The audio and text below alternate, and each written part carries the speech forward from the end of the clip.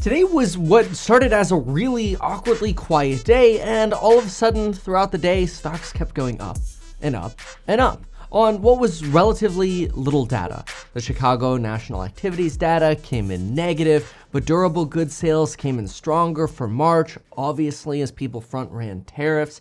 And earnings for Q1 are still doing meaningfully, well, decently. For example, and I don't play earnings, but this morning course members were asking, Kevin, what do you think about Google earnings? And I think, well, we know that Google is mostly an advertising company, and advertising typically gets hit in a recession, not leading up to a recession. So it's a good chance they can beat on ads. But again, I don't like to play earnings, but sure enough, Google beat on ads, which again is not a surprise because you're getting this sort of compression at Google before we're actually in the advertising recession.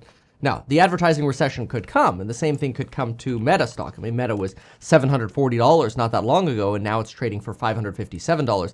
In fact, it was just a couple days ago under $500, which is this remarkable almost 35% compression. But today, the NASDAQ just kept beating numbers. We went 458, beat. We went 460 right through the line, beat. We ended up at 467.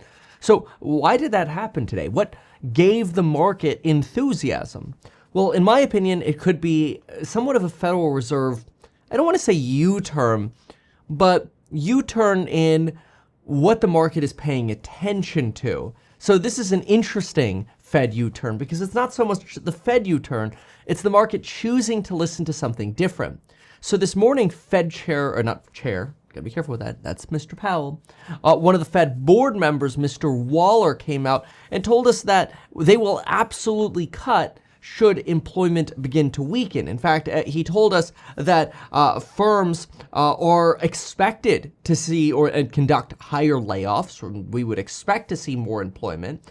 He also thinks that as a result of that, companies may not pass on as much of the tariff costs because, well, frankly, they don't have the pricing power, which we've talked about before, which again means you get a cost push, so companies have more costs, but you don't have a demand pull, which means people aren't willing to pay whatever price you ask, and that just leads to margin compression. And what's the easiest relief valve for that?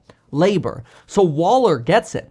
And I think markets today were reacting to a Fed that instead of doing the costs are and going, well, we got to wait for, what the impact of tariff inflation is going to be. We got Waller, who appears to be applying for a job. It appears Waller would be the perfect kind of, at least he's playing his positioning this way, he's playing his hand this way, to sort of be that Fed board member who's like, see, Mr. Trump, your tariffs aren't inflationary. I'll go ahead and cut for you as soon as labor weakens. It's almost like he's applying for the job of Fed chair. Now, this is really interesting because Bessent just last week told us that the White House would consider starting their discussions with potential replacements to Jerome Powell in August. That's only 4 months away.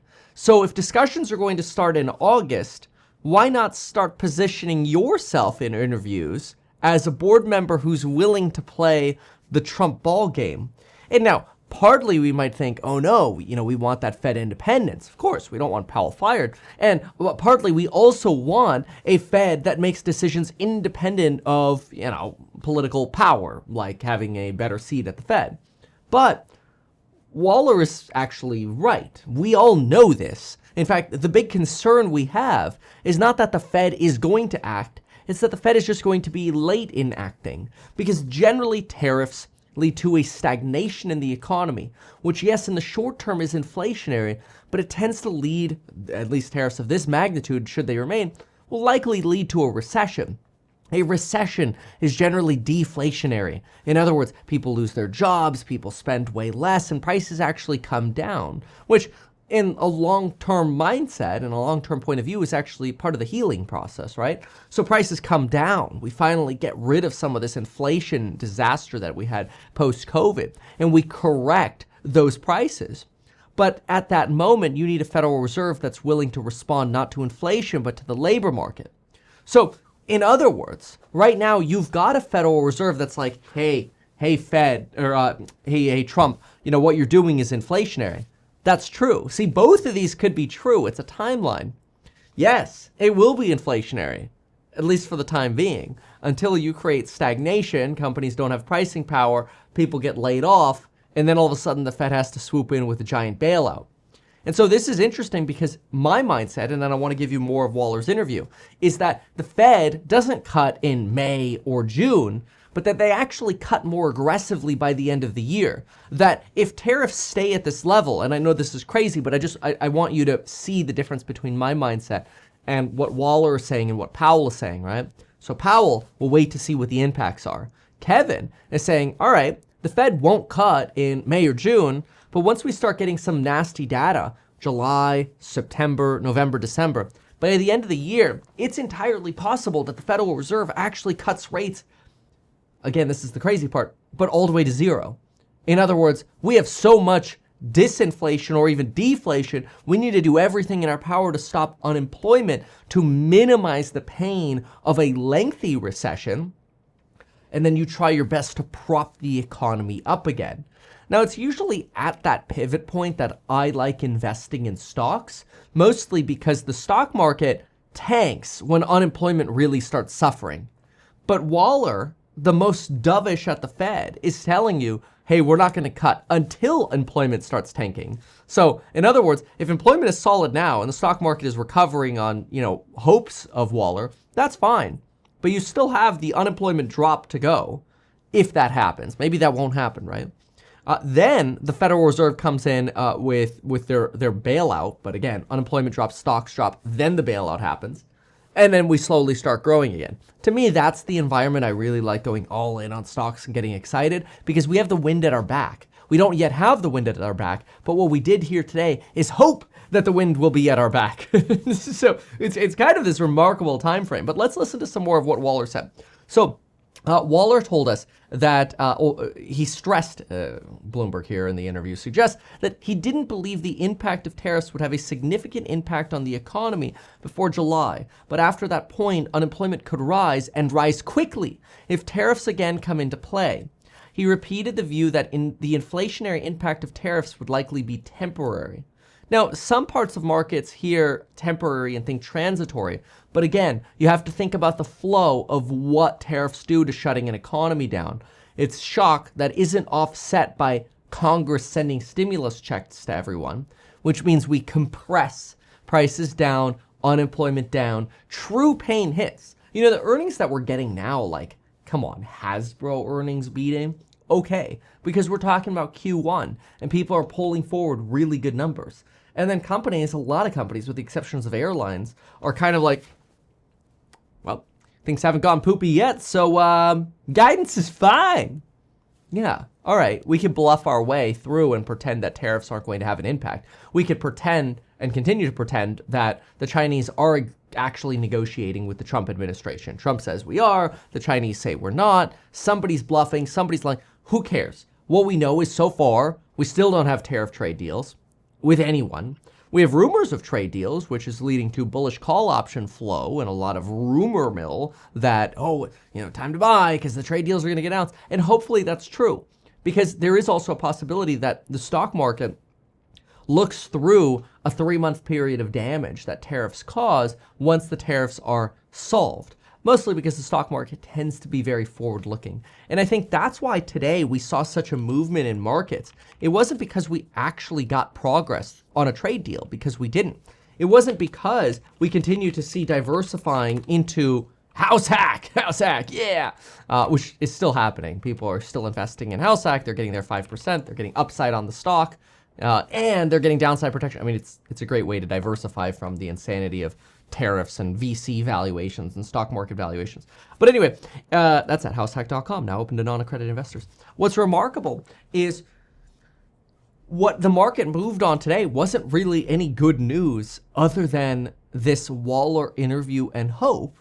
Now, I'm not bagging on that.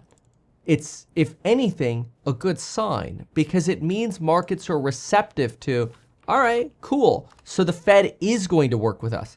Consider for a moment the interest rate curve. May right now, 8.4% chance of a cut. June, 56% chance. July, 75%. And then by September, we're already pricing in a 76% chance of 2 rate cuts, with by December, us pricing in 3.4 cuts with a 64% chance. So in other words, we're still basically fully pricing in 3 rate cuts. But that Powell, oh my gosh, I merged their names. Powell, and Waller. That's bizarre. Anyway, that support for the economy is actually what we want to hear. Now, the downside is you have to wait for unemployment to start having a poopy doopy. There are a lot of people on social media that complain about why did the Fed cut 50 basis points when, right before the election, they tried to rig the election. Well, because unemployment was triggering the SOM rule and we were starting to have serious economic fracturing on the unemployment side of the equation. In fact, some could argue that the slight softening of rates, and this assumes a very quick responsiveness of rates, which I don't think we really have, but some say that those rate cuts gave enough wind at the back plus Trump enthusiasm that we actually avoided, that we're coming close to stalling in September and August, and we actually avoided a recession in the latter part of last year because of enthusiasm and that wind at our back. And so today is a little bit of, somebody kind of blowing at our backs. The 10-2 spread, still not fantastic. It's, there you go, 0.52. But we're seeing a lowering of the curve on both sides today. We saw the 10-year come down to 4.31. We saw the 2-year move down to, what did we get on the 2-year? The 2-year today ended at 3.79, so almost 3.8. And a lot of this is driven again by enthusiasm from Waller. Now, again, as much as it's possible that Waller is just trying to raise his hand to say, hey, pick me as the next Fed chair, it is worth considering his line, quote, I'm willing to look through tariff price increases. It's going to take courage to stare down tariff price increases and see them as transitory. Rate cuts could come from rising unemployment, and the Fed will look at data to determine policy moves. In other words, we're going to focus on the Fed mission here. All right, so what you, again, have as a bottom line today, like why were things so euphoric today? Well, you're still getting bullish Q1 data from a lot of companies. You're still getting bullish March data from durables. It's not going to be until July in terms of when we really get our bad data. So then we look and go, okay, can the Fed cut then? Well, we're probably teeing up a September cut. And I think the market is trying to front run that right now, assuming the Federal Reserve is going to bail us out before we get a true bite of tariff damage. And knock on wood, I hope that's true. For me personally, I'm going to wait for the point of the Federal Reserve panic because I don't know what's going to happen between now and then. And I've got plenty of other options, mostly my favorite being house hack. And to us, if we go into a recession, we've got, $11-12 million to go buy the dip on a, company with the assets we have. That's actually a lot of cash. And if the market doesn't go into recession, we keep doing wedge deals. So we're good either way. So I always say, don't copy what I'm doing. But for me, what's going to get me really motivated is when that Fed starts panicking and U-turning, because that's historically what has always represented a bottom. You look at Black Monday Fed intervention in 87. You look at the 2003, March of 2003 bottom driven by the Federal Reserve, the February of 2009, the December of 2018, the March of 2020. These are all Fed policy U-turns. Those are the moments that mark bottoms historically. That's when I want to buy because they usually are met during shock periods when we get really bad data, like bad unemployment data. And remember the pain that we had in August? It was unemployment data that turned into a Japanese carry trade shock. Something like that could happen again. Anyway, thanks for watching. We'll see you in the next one. Appreciate y'all. Why not advertise these things that you told us here? I feel like nobody else knows about this. We'll try a little advertising and see how it goes. Congratulations, man. You have done so much. People love you. People look up to you. Kevin Paffrath there, financial analyst and YouTuber. Meet Kevin. Always great to get your take.